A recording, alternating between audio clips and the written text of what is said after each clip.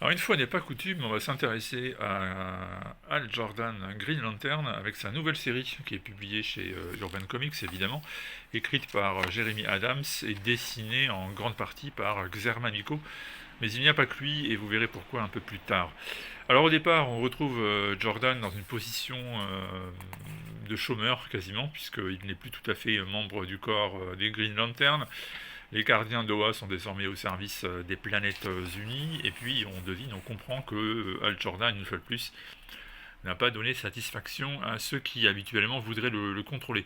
Du coup, il est bloqué sur notre planète, un peu comme autrefois, si vous avez lu chez Marvel, le Silver Surfer, qui était contraint de ne pas pouvoir quitter l'atmosphère terrestre. Et bien, c'est un peu la même chose hein, quand il franchit cette barrière symbolique, et pas d'ailleurs, eh bien, l'anneau de Hal cesse de fonctionner et le pauvre est plus ou moins privé de balade dans l'espace.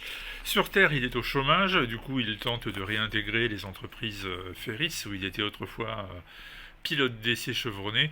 Il se trouve que la responsable de la boîte, c'est Carole, son ancienne petite amie, qu'entre-temps, elle s'est trouvée quelqu'un, et du coup, là aussi, ça n'est pas forcément une réussite brillante. Chose intéressante, par contre, j'ai bien aimé le fait que les scénaristes développent l'idée qu'aujourd'hui, les pilotes sont remplacés petit à petit par des drones, ça c'est plutôt bien vu, voilà. Et pour le reste, eh bien, Hal Jordan habite dans une espèce de mobil-home et il descend des bières sur le toit tout en se parlant à lui tout seul, donc c'est vraiment la déchéance, hein, un personnage qui autrefois a été un très grand super-héros et qui là touche un peu le fond. Alors pourquoi tout ça sera expliqué peu à peu dans la série et comment va-t-il rebondir? Eh bien tout ça sera développé peu à peu dans la série tout bêtement. Évidemment, qui dit Hal Jordan dit Sinestro, on va le retrouver un peu plus tard, et il y aura le énième affrontement entre Hal et Sinestro, donc assez intéressant, parce que Sinestro aussi a connu de meilleurs moments, on va dire que les deux amis ennemis sont tous les deux dans une mauvaise passe. Outre ces épisodes, vous allez trouver aussi dans ce tome 1 de Green Lantern les épisodes annexes qui concerne le crossover Night Terrors. Là, par contre, c'est au dessin Eduardo Pansica qui s'en occupe. Alors, le principe est simple hein, tous les super-héros de DC Comics sont mis aux prises avec leurs peurs les plus profondes.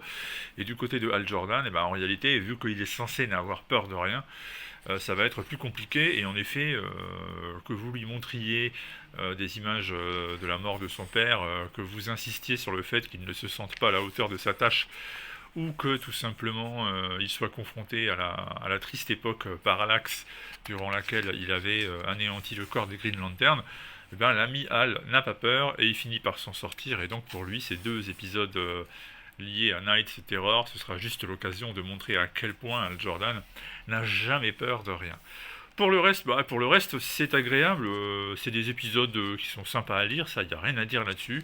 Il se passe des choses, c'est très bien dessiné. J'ai passé un bon moment, mais on est quand même très loin de la grande période de l'épique de Green Lantern. Alors forcément, il peut plus aller dans l'espace. Forcément, les enjeux ne sont pas cosmiques pour l'instant.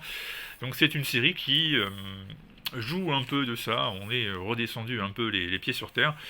Et les enjeux sont donc un peu plus basiques. Néanmoins, je répète, ça reste agréable à suivre avec la venue de Barry Allen, qui est le pote de toujours de Hal Jordan, et qui lui aussi fait son apparition, est au centre de deux des épisodes qui sont présents dans cet album. Donc globalement, c'est assez sympa, c'est plutôt une lecture correcte. Je répète, c'est soigné, le dessin, il n'y a rien à dire. C'est plutôt beau, je suis convaincu de ça.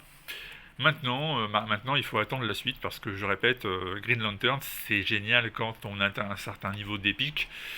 Et pour l'instant, c'est pas encore le cas, donc on verra si ça évolue dans le tome 2, et puis on verra aussi si on a toutes les réponses qui nous manquent encore, à savoir pourquoi Hal Jordan traverse cette passe loin d'être très agréable pour lui à tout point de vue. Voilà, donc c'est sorti chez Urban Comics, Down of Green Lantern. C'est la nouvelle série consacrée à Hal Jordan. Elle vous attend si ça vous intéresse. En tout cas, on vous en a parlé. C'est à vous de voir maintenant si vous allez ou pas investir sur l'ami Alan Over. A très bientôt.